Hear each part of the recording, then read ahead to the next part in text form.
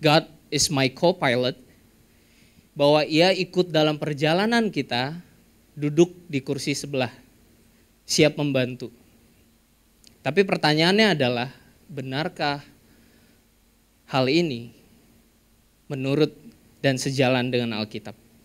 Apakah Tuhan memang hanya co-pilot dari hidup kita atau pendamping yang siap membantu saat kita tetap menjadi pilot utama? Kita akan sama-sama belajar dari firman Tuhan hari ini yang diambil dari Yakobus 4 ayat 13 sampai 17. Saudara boleh bantu baca yang genap, warna putih, saya baca yang biru. 1, 2, 3. Jadi sekarang hai kamu yang berkata, hari ini atau besok kami berangkat ke kota Anu dan di sana kami akan tinggal setahun dan berdagang serta mendapat untung. Sedang kamu tidak tahu apa yang akan terjadi besok. Apakah arti hidupmu itu sama seperti uap yang sebentar saja kelihatan lalu lenyap. Sebenarnya kamu harus berkata, jika Tuhan menghendakinya, kami akan hidup dan berbuat ini dan itu. Tetapi sekarang kamu memegahkan diri dalam congkakmu dan semua kemegahan yang demikian adalah salah. Jadi jika seorang tahu bagaimana ia harus berbuat baik, tetapi ia tidak melakukannya, ia berdosa. Kita doa sebentar, saudara. Bapak, kami datang di hadapan-Mu hari ini, Tuhan. Kami siap mendengarkan firman Tuhan. Buka setiap hati kami, pikiran kami. Address setiap hati kami, Tuhan. Setiap condong dan cinta kami yang salah. Kami berdoa biar Roh Kudus yang bekerja sepanjang pengabaran firman ini. Pakai hamba-Mu yang sangat terbatas, bekerjalah dengan luar biasa dan tidak terbatas. Bongkar setiap hati kami, terobos setiap ruang-ruang gelap dalam hati kami. Kami percaya Injil adalah kuasa yang mengubahkan. Dalam nama Yesus kami berdoa dan mengucap syukur. Amin. Saudara, ada satu teman kita yang baru selesai sidang. Kebetulan waktu itu kita datang dan celebrate bersama dengan orang ini. Saya notice satu hal, saudara. Orang ini dibombardir dengan pertanyaan, habis ini rencananya apa? Nikah, bisnis, atau kerja? Memang pertanyaannya itu ditanyakan ke beliau, tapi otak saya ikut mikir, saudara. Bolehkah saya tanya berapa banyak orang yang adalah seorang perencana?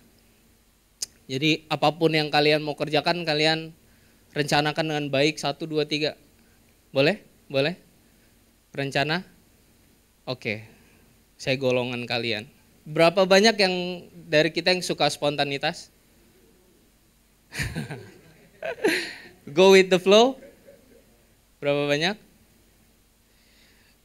Jujur saya belum bisa memahami saudara sepenuhnya, tapi saya yakin Yesus mengasihi saudara.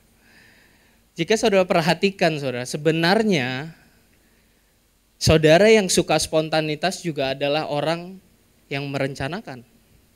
Mungkin memang saudara tidak menulisnya dengan detail atau tidak mengupdate-nya setiap waktu di kalender Anda. Tapi tanpa sadar, saudara juga seorang perencana. Tanpa sadar, semua kita adalah seorang perencana. Ada satu quotes terkenal yang dicetuskan oleh Benjamin Franklin. Dia bilang seperti ini. Failing to plan is planning to fail. Jika diterjemahkan seperti ini, saudara. Jika saudara gagal dalam membuat rencana, saudara sedang berencana untuk gagal. Atau yang ditulis oleh Dwight D, yaitu plans are nothing, but planning is everything. Jika diterjemahkan, rencana itu bukan apa-apa, tapi perencanaanlah yang terpenting. Ya, tapi kan itu kata tokoh dunia ya, saudara. Coba kita lihat apa yang Alkitab bilang. Pada Amsal 21 ayat 5, rancangan orang rajin semata-mata mendatangkan kelimpahan. Tetapi setiap orang yang tergesa-gesa hanya akan mengalami kekurangan. Lukas 14 ayat 28, sebab siapakah di antara kamu yang kalau mau mendirikan sebuah menara, tidak dahulu membuat anggaran biayanya? Apakah cukup uangnya untuk menyelesaikan pekerjaan itu? Jadi sejauh ini kita bisa sepakat, kalau nggak ada yang salah dengan namanya perencanaan. Bahkan ayat-ayat Alkitab juga mendukung statement tersebut. Bahkan Allah sendiri adalah seorang perencana. Jadi pertanyaan apa yang kira-kira Yakobus ingin tanyakan kepada saudara dan saya hari ini? Dia ingin kita melihat kalender kita. Dia ingin kita melihat ulang rencana kita. Dan pertanyaannya adalah apakah kita bisa melihat jejak atau bukti iman kita kepada Tuhan dalam perencanaan kita. Karena kita bisa melihat dengan jelas dari cara kita merencanakan siapa pilotnya, siapa co-pilotnya. Kita akan masuk dalam poin yang pertama, planning malfunction. Dari Yakobus 4 ayat 13, saya bacakan untuk saudara. Jadi sekarang hai kamu yang berkata hari ini atau besok kami berangkat ke kota Anu. Dan di sana kami akan tinggal setahun dan berdagang serta mendapat untung. Masalah pada ayat ini adalah orang-orang yang merencanakan ini, mereka mengatakan hari ini atau besok. Hari ini atau besok kami berangkat ke kota Anu. Mereka berpikir mereka punya kontrol atas hari ini dan besok. Mereka berkata hari ini atau besok kami berangkat. Mereka berpikir mereka punya kontrol atas pergerakan mereka. Mereka mengatakan ke kota Anu, mereka berpikir mereka punya kontrol atas destinasi mereka. Dan mereka mengatakan tinggal setahun. Mereka berpikir mereka punya kontrol atas apa yang mereka akan lakukan. Dan yang terakhir mereka mengatakan mendapat untung. Mereka berpikir mereka punya kontrol atas kesuksesan mereka. Kalimat lengkap ini adalah, ini saudara, hari ini atau besok kami berangkat ke kota Anu dan di sana kami akan tinggal setahun dan berdagang serta mendapat untung. Ini adalah sebuah presumption yang Yakobus sebut sebagai kemegahan kepada hal yang salah. Padahal saudara, mereka tidak tahu apa yang akan terjadi besok. Ironisnya mereka bukan hanya berlaku seperti mereka tahu apa yang akan terjadi besok, tapi mereka juga berlaku seperti mereka bisa mengendalikan hari esok. Mereka merasa bisa punya kontrol akan hari esok, semuanya tentang rencanaku, caraku, kekuatanku, kecerdasanku, kesuksesanku. Dan tidak ada referensi yang melibatkan Tuhan sama sekali dalam orang ini membuat rencana. That's the main problem. Ini akan menjadi pertanyaan reflektif kita yang pertama. Bukankah seringkali kita melakukan hal yang sama? Sudahkah kita melibatkan Tuhan dalam perencanaan kita? Sama yang seperti tadi selah kita diingatkan kalau seringkali kita yang mengatur Tuhan. Harusnya kayak gini Tuhan, harusnya kayak gini. Seringkali kita merencanakan seperti kita tahu apa yang akan terjadi besok.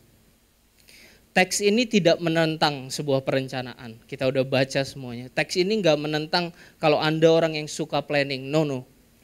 Tapi teks ini menentang sebuah asumsi bahwa perencanaan kita adalah segalanya. Dan teks ini khusus menentang kesombongan dalam hati kita yang berkata, saya sudah lakukan riset. Saya sudah buat perhitungan, saya sudah siapkan plan A, plan B, plan C. Dan karena itu saya dapat mengendalikan apa yang menjadi hasilnya. Kita berpikir selama kita melakukan yang terbaik dalam merencanakan, kita bisa mengendalikan hasilnya. Asumsi ini adalah sebuah delusi bagi Yakobus. Yang menarik saudara, ada satu buku yang berjudul Outliers, ditulis oleh Malcolm Gladwell, Canadian journalist. Dalam buku itu secara menarik dia berpendapat bahwa kesuksesan tidak berada di bawah kendali kita. Menurutnya benar, kerja keras itu penting, perencanaan itu nggak kalah penting, strategi yang matang sangat krusial jika Anda mau sukses. Tetapi hal-hal itu hanyalah sebagian kecil dari apa yang berkontribusi pada kesuksesan. Karena untuk menjadi sukses saudara, Anda harus berada di posisi yang tepat, situasi yang tepat, berada di tempat yang tepat, pada waktu yang tepat. Memiliki koneksi yang tepat, dan Anda harus memiliki kesempatan yang tepat. Dan semua yang baru saya sebutkan tadi, itu di luar kendali kita semua. Saudara mengerti apa yang coba ia katakan? Ia mengatakan bahwa sebagian besar faktor kesuksesan berada di luar kendali kita. Jadi kalau kita berpikir bahwa kita mengendalikan hidup kita, kalau kita berpikir kita berhasil karena dengan perencanaan yang baik, atau kita berpikir kalau kita adalah pilot terbaik untuk hidup kita, saya rasa kita sedang berpikir dengan tidak baik. Yakobus 4 ayat 14, sedang kamu tidak tahu apa yang akan terjadi besok. Apakah arti hidupmu? Hidupmu itu seperti uap yang sebentar saja kelihatan, lalu lenyap. Sekali lagi teks ini mengingatkan kita, you have nothing to do with tomorrow. Kamu tidak tahu sama sekali tentang besok. Dan dua kebenaran yang kita bisa simpulkan sejauh ini, Allah tahu dan kita tidak tahu. Kalau kita mau lebih jujur saudara, tidak usah besok ya. Hari ini aja kita nggak punya kontrol. Keluarga saya itu sangat familiar dengan duka saudara. Karena ada beberapa keluarga itu udah mulai meninggal waktu saya masih kecil. Jadi saya sangat familiar dengan itu. Dan puncaknya waktu saya kelas 6 SD itu paman saya meninggal di depan. Jadi saya lihat prosesnya dia meninggal. Di situ saya benar-benar sadar sih bagaimana hidup tidak tergantung sama kita. Bagaimana kita bisa mengatakan ya itu kan mungkin terjadi sama orang lain ya. Tapi itu tidak akan terjadi padaku karena aku sudah merencanakan hidupku dengan baik. Jadi aku aman. Menurutku aku aman sih untuk masa depan. Bisa nggak kita bilang seperti itu? Enggak sih saudara.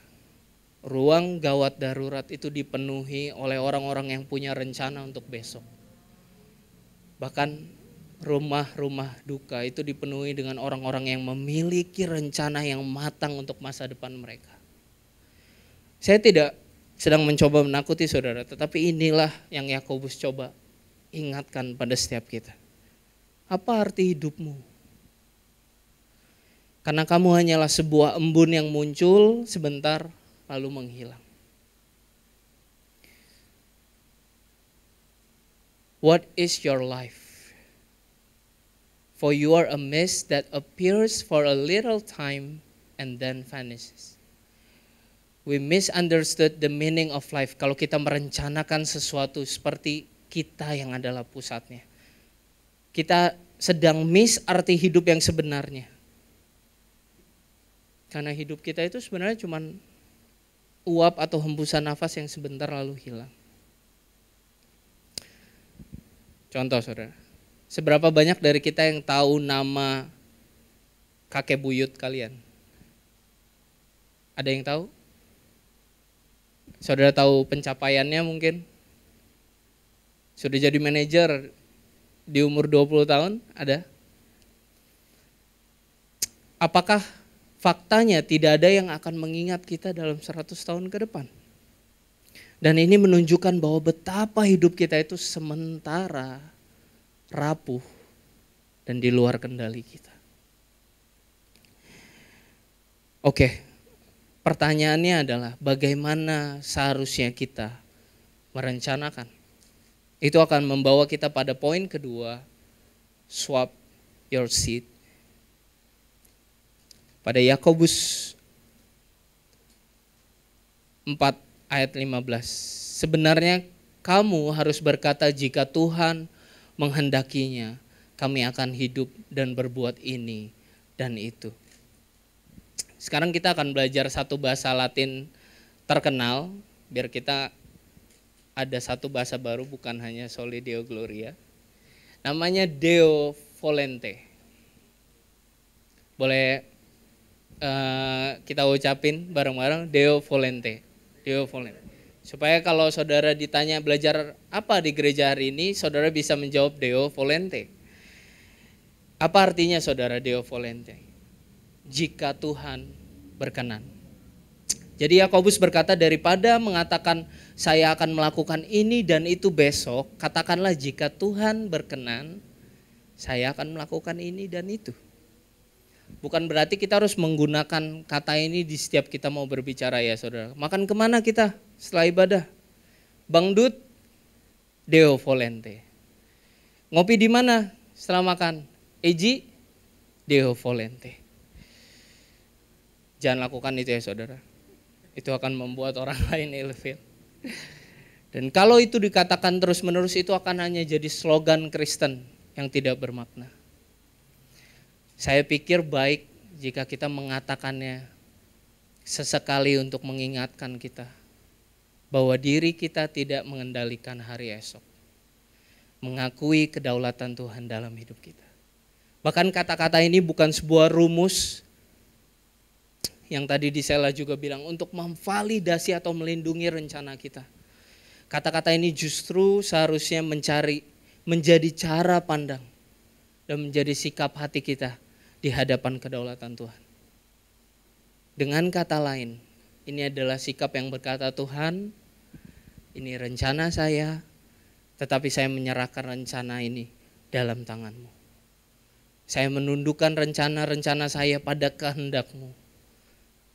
Karena Engkau yang lebih tahu dari saya. Engkau tahu masa depan dan saya tidak. Dan Engkau dan rencana-Mu adalah yang terpenting. Jadi saya menyerahkan rencana-rencana saya pada tujuan-tujuan-Mu. Ini adalah sikap ketergantungan. Kita mengakui keterbatasan kita dan menyerahkan diri di hadapan kedaulatan Allah. Recognition is not trust and belief is not surrender. Mengakui keberadaan seseorang itu bukan sama dengan percaya. Dan kepercayaan juga bukan sama dengan berserah. Hal ini mudah diucapkan daripada dilakukan. Karena banyak dari kita yang benar-benar, kita nggak apa-apa sih kalau Tuhan mau ikut serta ya. Semacam teman dalam perjalanan kita. Selama dia tidak mengganggu rencana saya. Namun gagasan tentang penyerahan diri secara total bisa jadi sangat sulit untuk dilakukan. Dan alasan mengapa kita menolak menyerahkan kendali hidup kita menurut saya bermuara kepada kepercayaan. Bagi saya pada tingkat tertentu, saya kesulitan percaya bahwa menyerahkan diri sepenuhnya kepada Tuhan benar-benar selalu untuk kebaikan saya. Bagaimana jika Tuhan minta saya lakukan sesuatu yang saya nggak suka? Gimana kalau tiba-tiba Tuhan minta saya pergi ke tempat yang saya nggak inginkan? Bagaimana jika Dia ingin saya mengundang seseorang ke meja makan yang saya ingin hindari? Meminta saya untuk jujur tentang kebohongan kecil yang telah saya katakan. Kepercayaan mungkin akan mengakibatkan kita untuk melepaskan apa yang kita sebut kontrol, kenyamanan, keamanan. Ada saudara yang di sini suka Lego atau puzzle? Suka pasang Lego atau puzzle? Gak ada ya saudara? Oke, saya sendiri sekarang. Ada yang bilang bahkan membuat puzzle atau merakit Lego dapat menghilangkan stres. Sekali lagi saya tidak mengerti saudara, tapi Tuhan mengasihi saudara. Ada seorang pastor bernama Tony Evans yang memberikan ilustrasi yang sangat bagus dari sebuah puzzle. Anaknya itu suka banget main puzzle, saudara. Dan pada suatu malam Natal, pendeta ini beliin anaknya ini puzzle 1000 piece. Dan ceritanya begini, setelah dia bawa itu puzzle ke kamarnya dan coba untuk menyusunnya, setelah beberapa saat dia turun ke bawah dan mulai marah-marah. Karena masalahnya apa, saudara? Karena puzzle ini terlalu banyak potongannya. Tadinya dia main mungkin yang 12 piece, 50 piece. Nah malam ini dia dibeliin yang 1000 piece, saudara. Dan dengarkan, kadang hidup kita juga seperti itu. Hidup kita terlalu banyak potongan. Kita tidak bisa menyusun hidup kita karena ada terlalu banyak variabel di luar kendali kita. Tapi biarkan saya beritahu kabar baiknya. Ada satu orang yang bisa menyusun puzzle itu. Si pembuat puzzle itu bisa menyusun gambarnya. Dia punya gambaran besarnya. Saudara kalau pernah susun puzzle, disuruh susun tapi nggak ada gambarnya, wah itu chaos. Saudara nggak akan pernah bisa menyusunnya dengan baik. Dan pembuat puzzle menempatkan gambar puzzle yang sudah selesai untuk memberitahu kita bahwa dia tahu cara untuk menyusun puzzle itu. Peran saudara dan saya hari ini, kita harus belajar mempercayai dia, sang pembuat puzzle. Karena dia satu-satunya orang yang tahu cara menyatukan semua potongannya yang Anda tidak ketahui. Membuat rencana dalam hidup tanpa Tuhan sama seperti menyusun jutaan puzzle tanpa gambar lengkapnya. Enggak akan berhasil, saudara. Dan seringkali kita dapat mempercayakan kekekalan hidup kita. Gampang banget lah kalau kita bilang kamu percaya Tuhan, kamu akan masuk surga, gampang buat kita untuk bilang amin. Tapi sangat sulit untuk mempercayakan masa kini pada Tuhan. Bagaimana bentuknya, saudara? Kita mempercayakan masa kini, bukan hanya secara teori, tapi dalam praktik. Bagaimana bentuknya bagi kita untuk hidup dalam kepercayaan. Ketika Tuhan mengundang kita jadi orang yang murah hati, memberi, karena Dia tahu bahwa hidup dengan tangan terbuka, melihat segala sesuatu sebagai anugerah darinya adalah cara hidup yang lebih baik. Ketika Tuhan mengundang kita untuk menanggung beban satu sama lain, karena Dia tahu bahwa hidup dalam komunitas Injil yang sejati jauh lebih baik daripada hidup dalam isolasi. Atau waktu ketika Allah mengundang kita untuk menempatkannya di atas segala sesuatu. Itu bukan karena Allah narsis atau butuh kita atau merasa sendirian. Itu karena Dia tahu bahwa ketika kita menempatkan ekspektasi kita dan harapan pada hal-hal lain selain Allah, pada akhirnya itu hanya akan mengecewakan dan menghancurkan kita. Jadi bagaimana bentuknya, saudara, jika kita keluar dari kursi kapten dan menyerahkan kemudi kepada Allah? Kata yang saya ingin kita renungkan bersama-sama adalah menyerah.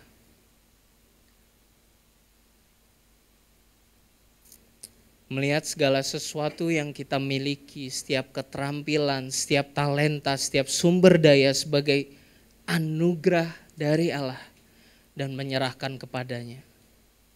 Saya pikir Dietrich Bonhoeffer menangkap ide ini dengan baik ketika ia berkata, salvation is free, but discipleship will cost your life. Keselamatan memang hanya oleh anugerah, tetapi mengikut Yesus is something else, man. Orang-orang Kristen pertama tidak disebut sebagai understanders of the way atau disebut admirers of the way, no. bukan juga believers of the way, mereka disebut apa? Follower of the way, pengikut Kristus. Paulus berkata kita harus jadi korban yang hidup. Tapi tahukah saudara, masalah terbesar dari korban yang hidup adalah ia bisa turun dari altar. A living sacrifice can climb off the altar. Seringkali kita susah untuk menempatkan hidup kita, perencanaan kita. I don't think Tuhan relevan sih dengan apa yang aku alami hari ini. Aku gak yakin sih rencana Tuhan itu yang terbaik buat hidup. Korban yang hidup itu bisa turun dari altar. Tapi kabar baiknya hari ini ada satu korban yang tidak turun dari altar. Bahkan ia merangkak naik ke altar tersebut. Ia yang dalam ketakutannya akan apa yang akan terjadi. Jika mungkin ada cara lain, jika mungkin ada rencana lain, ia berkata, tetapi bukan kehendakku, melainkan kehendakmu yang terjadi. Yesus sebagai contoh yang sempurna, dia menyerahkan rencananya, kehendaknya, dan tunduk pada kehendak dan rencana Bapa. Tidak hanya menyerahkan rencananya dan kendalinya saudara, tetapi juga menyerahkan hidupnya buat saudara dan saya. Disalib, Yesus diabaikan oleh Allah. Allahku, Allahku, mengapa engkau meninggalkan aku? Ia menerima sebuah pengabaian yang seharusnya kita terima. Supaya apa saudara? Supaya saudara yang seringkali mengabaikan Allah dalam perencanaan kita. Mengabaikan Tuhan dalam rencana-rencana kita. Itu boleh ditebus dan diselamatkan. Supaya saudara dan saya yang meletakkan iman dan kepercayaan kepada Yesus dapat memiliki keyakinan bahwa kita tidak pernah diabaikan, kita tidak pernah ditinggalkan. Bahwa ketika hidup terasa di luar kendali kita, kita dapat memiliki keyakinan bahwa Allah mengendalikan segalanya. Itulah yang ditunjukkan oleh salib. Itulah yang dibuktikan di atas salib. Dan inilah satu-satunya cara saudara. Kita dapat merencanakan dengan Allah di pusat perencanaan kita. Dan percaya bahwa Allah yang memegang masa depan kita. Kita perlu memiliki kepastian bahwa Allah akan selalu mengingat kita. Allah tidak pernah mengabaikan kita, Allah tidak pernah melupakan kita. Dan karena Allah yang lebih dulu mengingat kita, kini kita dapat mengingatnya secara terus-menerus. Dan merencanakan masa depan kita bersamanya sesuai dengan kebenaran itu. Itulah cara kita merencanakan masa depan. Mari tanyakan pertanyaan ini ke setiap hati kita. Siapakah yang memegang kemudi hidupku? Apakah Tuhan seringkali masih jadi co-pilot? Atau Tuhan sudah memegang penuh hidup kita? Kalau jawabannya masih diri kita atau kepintaran kita, karir kita, finansial kita, atau mungkin keluarga kita. Hari ini saya mau ajak kita bertobat saudara. Menyerahkan kembali kemudi hidup kita pada Tuhan. Let's pray.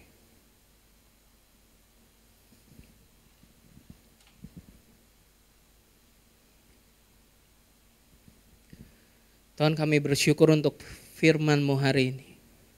Engkau mengingatkan kami bahwa hidup ini rapuh, pendek, dan bukan milik kami sepenuhnya. Seringkali kami berpikir kami bisa merencanakan segalanya, bahwa kami bisa mengendalikan masa depan kami sendiri. Tetapi sesungguhnya hanya Engkau yang tahu dan berkuasa atas hari esok. Ampuni kami Tuhan. Ampuni kami saat ini, kami menempatkan-Mu hanya sebagai penumpang dalam perjalanan hidup kami, bukan sebagai pemimpin, bukan sebagai Tuhan. Hari ini kami mau menyerahkan kembali hidup kami kepadamu. Kami mau belajar berkata, jika Tuhan menghendaki. Kami mau percaya bahwa rencana-Mu lebih baik dari rencana kami. Dan jalan-Mu lebih tinggi dari jalan kami. Tolong kami ya Tuhan. Allah Roh Kudus, tolong kami. Untuk hidup bukan hanya dengan percaya secara teori, tetapi dengan sungguh-sungguh berserah kepada-Mu setiap hari. Terima kasih Tuhan untuk kasih karunia-Mu melalui Yesus Kristus yang terlebih dulu menyerahkan dirinya di atas kayu salib. Supaya kami bisa belajar menyerahkan hidup kami, rencana kami, masa depan kami kepada-Mu. Dalam nama Yesus kami berdoa. Saudara boleh bangkit berdiri, kita responi firman Tuhan hari ini.